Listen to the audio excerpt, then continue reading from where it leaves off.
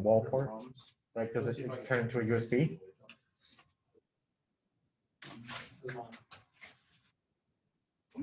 That's unfortunate. Oh, well, I'll use the school computer then, I guess. Okay. I mean, if you want to be one of those guys, there's a wall out behind the computer. It's just that there's both stations. Yeah, that's what you Can we play Magic on this? Sure. Yes. What? That Reaper came. Okay. Let me get the turn it on. Everybody doing good? Second weekend. Hopefully not stressing too much.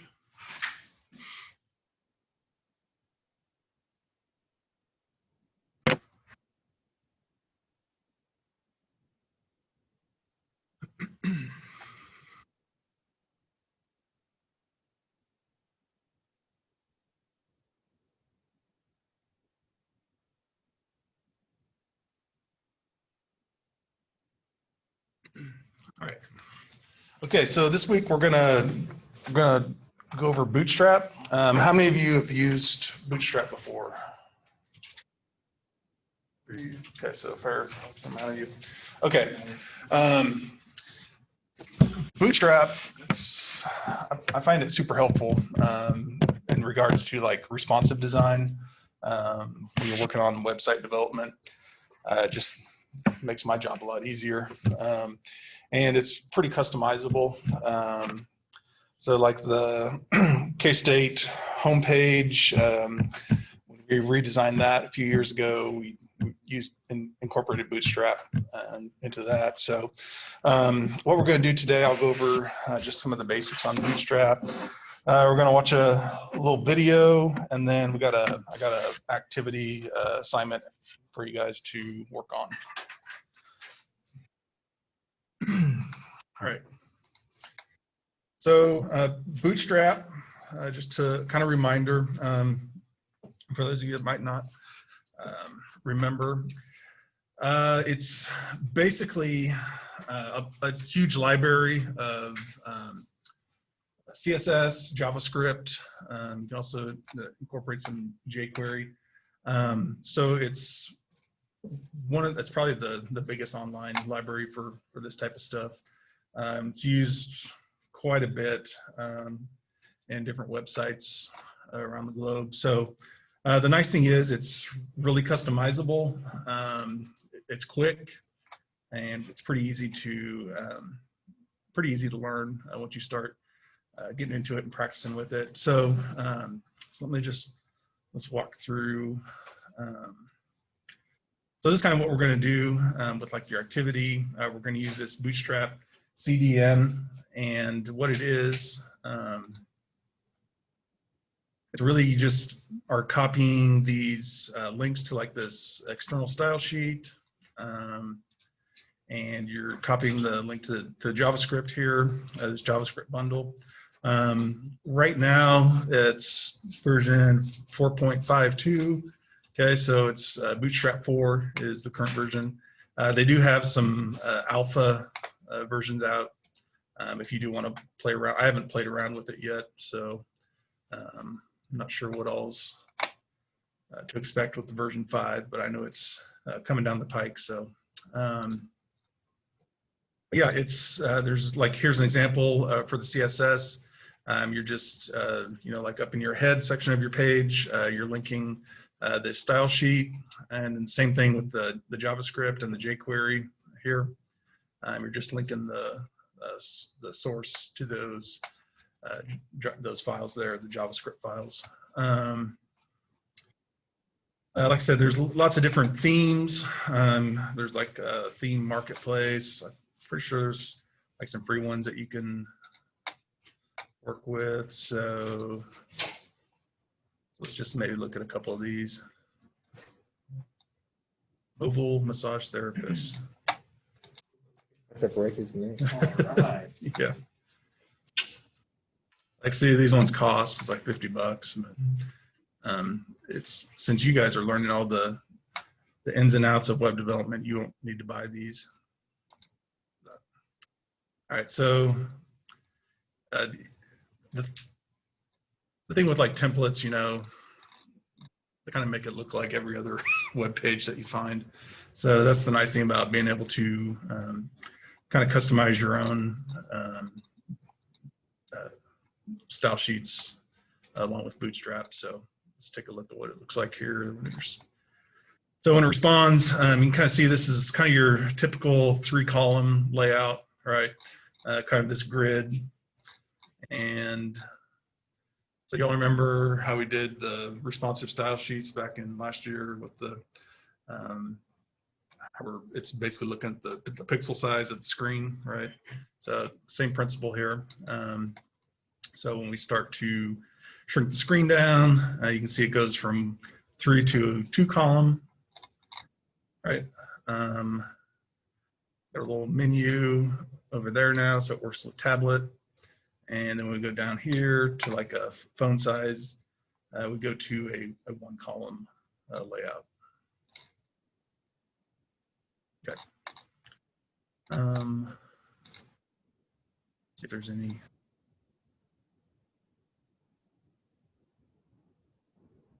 Cool ones here.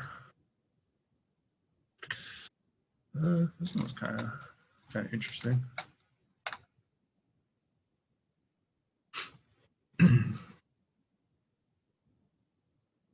So it looks like this one, we got some JavaScript here, rollover effect. Increases that. Kind of neat.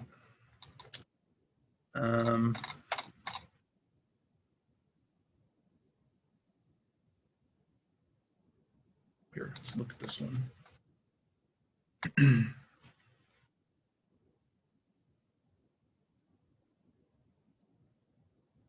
So this will be more of like something that you would design for a kind of advanced dashboard for a website, which we'll be doing a little bit of this with our big project this semester. So we'll be working on a kind of a admin section of the site, nothing this advanced. But again, it's something where you could take Bootstrap and make that admin user administration page, you know, look really nice and professional. Okay. Because responsive, all that good stuff. All right. So links here. So in Canvas, I have a help site link here. This is just your basic quick start guide. Has the links to the CSS, JavaScript, even has a starter template we could use that you can use to kind of get started. All that info there. And then this Bootstrap resources here. So this is from the W3 schools. It's another good one to probably bookmark. Again, has your examples here and some little exercises and other references as far as like buttons, forms, typography, tables, drop downs, things like that. So for example, like the carousel, that's a pretty popular feature on a lot of sites. So this is something, the code there where you could do something like this, you know, where you have like a slideshow, a carousel effect on a site. Usually you'd see this on like the home page. Okay, so you can do all this with Bootstrap. All right. I'm gonna play a little video here. It's not too long, 10 minutes or so. He's gonna walk through just the basics of like setting some page up and customizing with Bootstrap. He's kind of funny. He's like a Russian guy, I guess. He has a Russian accent, but he does a really good job of walking through how how you would set up a page to start with. I'm a Republican, and I served in the Kansas legislature with Barbara Bollier. Barbara and I worked together to balance budgets and funded our schools. I have never voted for a Democrat for U.S. Senate in my lifetime, but I'm going to vote for Barbara Bollier. Oh no, did your game just get interrupted by an update? It's switching time to a Chromebook that updates automatically. Switch to updates without interruption. Switch to Chromebook.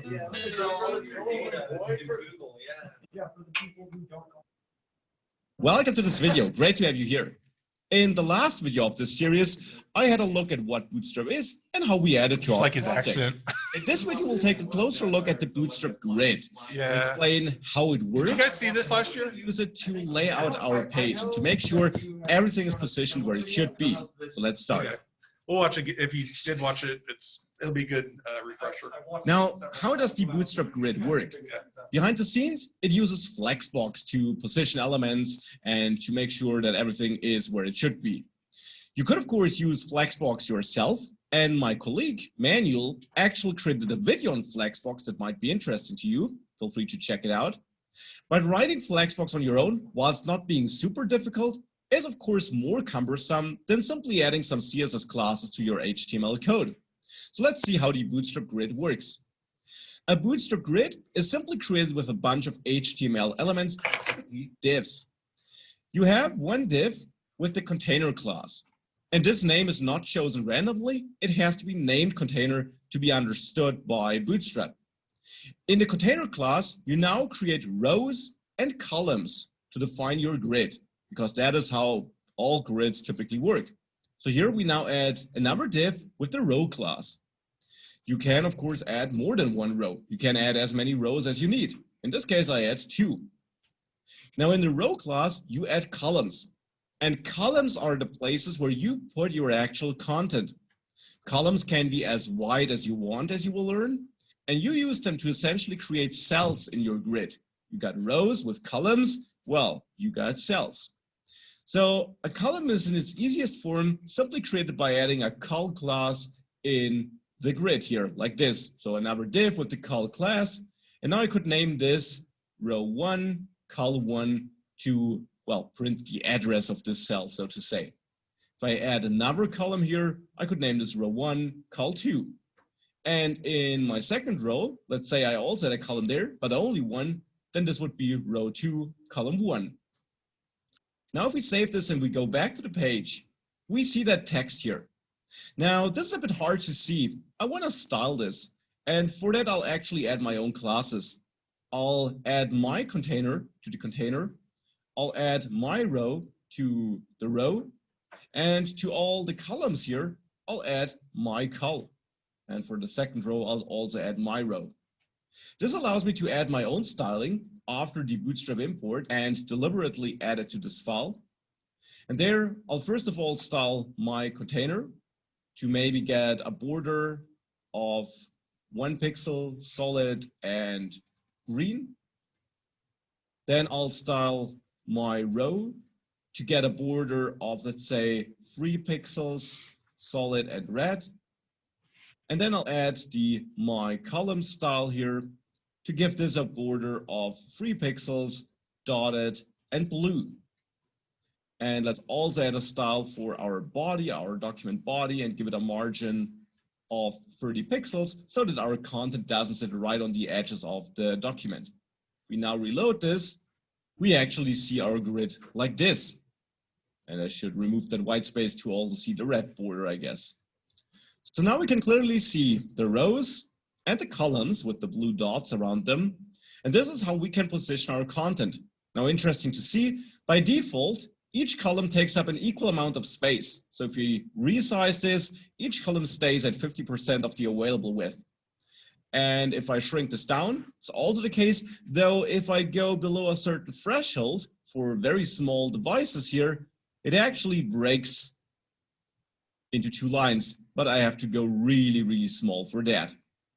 That is the default behavior if I just use the column class here, just col. Now, Bootstrap's grid is actually more capable than that. because often you don't want to have a 50-50 distribution. You want to have one column that's 1/3 of the available width, and the other one should maybe have 2/3. You can do this by tweaking this column class or this col class here to get an additional, well, piece of information. So we basically change the name. Bootstrap defines a couple of different column class names, and this is another one we can use, column 4. We can then add column 8 to the second one, and now you have to think of these numbers here as shares of the available space. They always, and that's important, they always have to add up to 12. We got a 12 column grid by default. So we can add up to 12 columns where each would then be column 1 or nothing at all, and it would automatically be distributed. Now, if we set this to column 4, we tell Bootstrap from the 12 available columns, this column here should take 4. So the width of 4 columns. And the second one should take 8. So together they add up to 12. You could, of course, also use 6 and leave 2 empty at the end of the row. But with this, the full row is occupied, but the first column will have 1/3 of the space, the second one will get the rest. If we reload the page, we can actually see this in action. There, we now see our first row, 1/3 of the size, and the second row gets the rest. Now, sometimes you want to be even more precise than that, because you want to have a different layout for your small and your big devices. Let's say for the small devices, so for your mobile phones, you want to stack these columns. So they should actually become rows, so to say. They should not sit next to each other. But for medium-sized or larger screens, you want to have them sit next to each other. Now you can get there by tweaking this name even more. Besides the share of the available columns it should get, you can add a size name, so to say, to define for which kind of screen sizes this should apply. For example, I could name this col MD4 to indicate for medium-sized or bigger screens, this should get 4 of the available columns. I, of course, can now also adjust the second column here and add MD8 here. Now, there are 5 classes available. You can have medium-sized screens with MD like this, but there also is large with LG for bigger screens, XL for extra large for very big screens, and on the other side of medium, you got SM for small, tablet size, and you also got XS for extra small. That would be your smaller mobile phones. So these are the available names you can use, and you can really combine all these numbers, adding up to 12, and the size classes to control how your grid looks like. If we save it like this, and we reload the page, now you see it's stacked on each other, and only on bigger screens, it sits next to each other with this 4 to 8 distribution. Now, let's say we want to have yet another design for small screens, which is not the smallest class. Extra small would be the smallest class. And there I want to have them sit next to each other instead of stacked, which they're currently doing. So I simply add col SM6 to both columns. And now if I reload this, we shouldn't see a difference for this screen here. But if I shrink it, you see now it's evenly distributed. This is now a smaller screen. And only if I go to very small screens, we stack it. And this is the power of the Bootstrap grid. You can configure a lot, and you can really fine-tune it to your needs with these combinations of shares of the available width and the different device sizes. And as shown at the beginning, you can of course also omit all of that and just use col to distribute the available space evenly across the columns you defined. Now with that, we covered the bare basics of the grid, but we can do more. Let's assume we have column widths that don't add up to 12. So we got some empty space, maybe in row 2. If I copy that row there, and I now give it a share, maybe 4 and 4, so together they don't add up to 12. You can see if I reload this, and I maybe name this column 2 here to be correct. Now you see we got 2 columns with the same width, since they both have 4, but they're not taking the full space because they're not adding up to 12. Now, sometimes that's just the layout you want, because typically you're not creating tables here, but you're creating a header, a sidebar, and other content. So therefore, you don't always want to take the full width. But maybe you now want to center these two columns here. So in row 2, you want to center them horizontally. Now that's easy with the Bootstrap grid. You can add an additional class, not name to row, but additional class, to the class list on the row div. And the classes you can add here are actually inspired by the Flexbox settings that are happening behind the scenes. So if you know Flexbox, they're going to sound familiar to you. If you want to center everything, you can call this justify content center with dashes between the words. Now, justify content is the Flexbox rule for, well, setting where the content should be positioned. And with that, you see it indeed is centered. Now, alternatives to center are start. That is the default, though. You don't need to explicitly define this. This will simply move the elements to the left. And, well, you already guessed it. We also got end. Besides that, we got two other ones, though. We also got around, which will put some space between the elements, or put some space around them to be precise. So to the left, to the right, and between them. And now if I reload this, you see they're kind of centered, but the space is also between them. So the empty space is basically divided up equally to the left, to the right, and then to the left, to the right of each column, making it double the space in the middle. And sometimes you just want to have each item be pushed to its nearest edge. So column 1 to the left and column 2 to the right. This can be achieved by using the between name. So justify content between. This will put all the available space between the two columns like this. This makes the alignment on the horizontal axis really simple. But what about vertical alignment? This has historically been very difficult in CSS. Well, it's super simple with Flexbox and therefore also with the Bootstrap grid. Let's give our row some height so that we can see this. So to the myRow class, which is added to each row, I'll add a height of 300 pixels. If I now reload the page, you see the columns take the full available height. That might be a nice default behavior you want. But sometimes you just want to take the height you set for the columns or the content requires. Now, therefore, you can also define how they should be positioned vertically. You can again go to the row. Let's stick to the second row. And there, besides justify content something, you can also add align items something, again, coming from that Flexbox property name that is used behind the scenes. And there you got start, for example. If you take start and reload the page, you actually see that now for the second row, the columns only are as high as required by their content, and they're then pushed to the start vertically of the row. Now we of course also got center and end here. So let me quickly show center. I guess you can think what end is. Center centers it. And that's awesome because vertical centering, not that easy in CSS, at least in the past. But one thing we also got is stretch. So if I set this to stretch here and I reload the page, now we are back to the default. That is why we also actually don't have to set this. Now, sometimes you want to change the behavior for only one column and not for all. And therefore setting this on the overall row is the wrong place. Well, you can always go to a column, let's say the second column here, and there you can add align self, start maybe.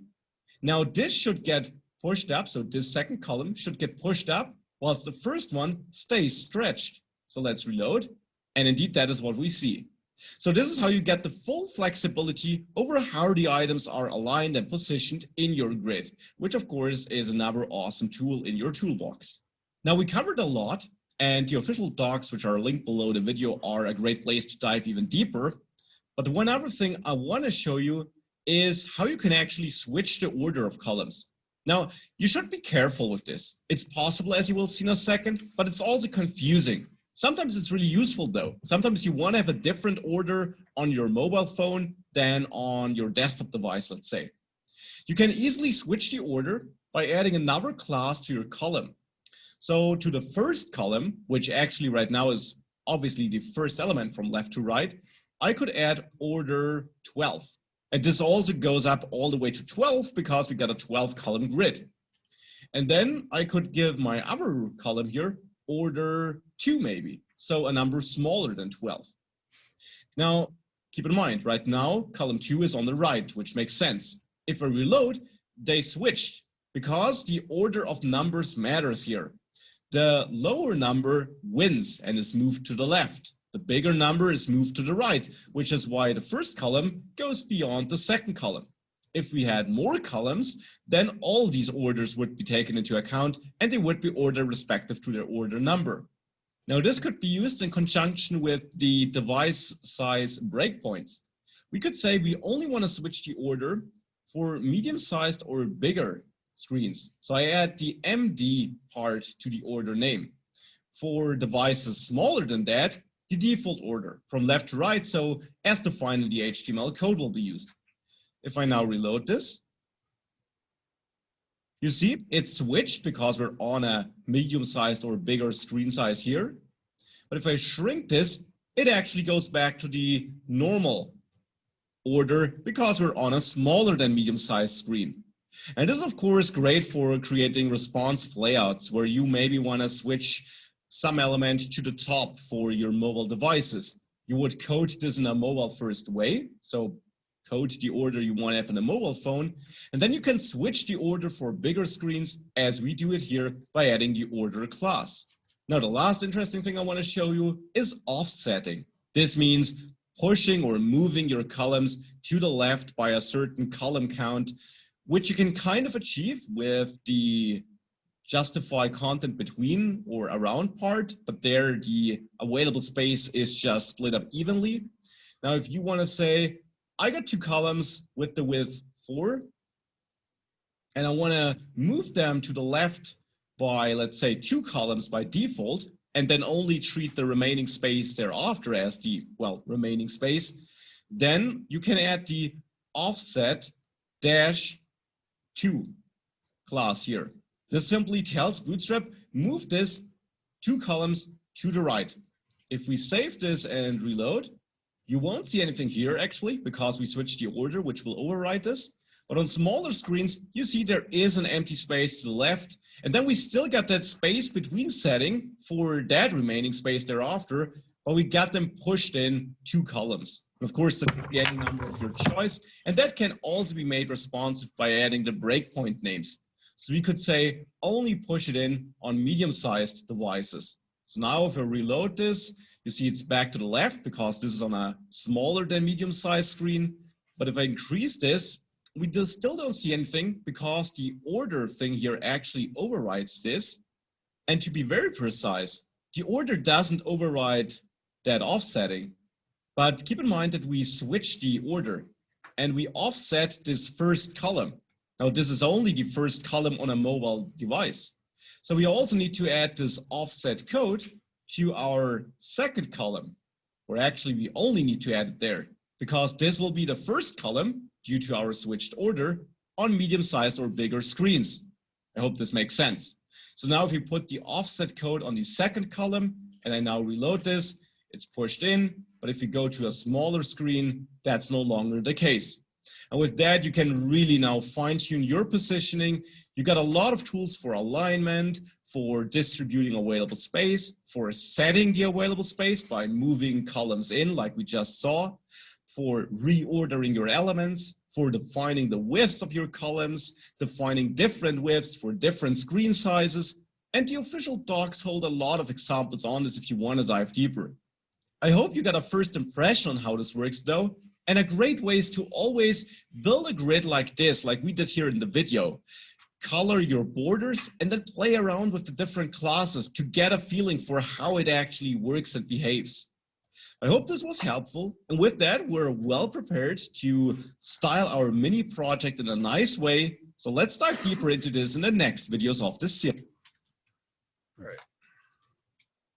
So hopefully kind of get an idea now of the customization that you can do as far as the, you're dealing with columns and rows, right? Okay. So let's take a look at what you guys are going to do today. All right, so first, what you're going to do, you're just going to make a page here, just a one page using Bootstrap. So you'll go to this site here and go ahead and start by choosing one of these templates here that they have set up. They got quite a few of them. So for example, let's just choose this first one. Click try for yourself. You can start by copying that code there. And then once you have that copied, what I want you to do is to customize it. Okay, so here's the example. So we got some links there on the left. We got our main column there. Let's take another look at another one. So here's a portfolio. But okay, so we got a link up here on the top. You can see when we bring the screen size down, we get our little mobile nav. We jump down to a one column layout there. Okay, so there's quite a few. Yeah, just take a look at those and choose one of those. Once you have that, then what I want you to do is to go in and start customizing, like adding some photos, putting some text in there. I have some links here. You can pull content from that, or you just go out, find some content from one of your favorite pages, whatever you want to do there. And once you have that customized, play around with, like I said, play around with the number of columns, number of rows. And so really, I mean, there's no right way to do this. I just want you guys to get to practice customizing rows and columns using the Bootstrap system here. Okay, so we'll probably spend the rest of class today working on this. You should be able to get it done. If you don't, that's fine. You can work on it at home and then just have everything submitted by Sunday. So, but that's what we're gonna do for the rest of the class.